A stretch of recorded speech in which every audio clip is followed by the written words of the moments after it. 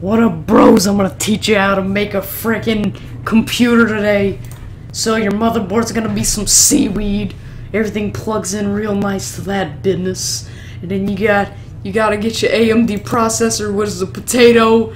And then we're gonna have 2 sticks of RAM. Celery works really good. And then you get your freaking graphics card, man. Your freaking graphics card.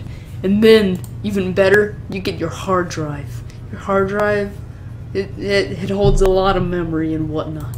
And this, gotta get your fans. Gotta get your fans so your stuff don't overheat and in your brand new case. Your brand new case, bro. That's how you build a computer. You're welcome.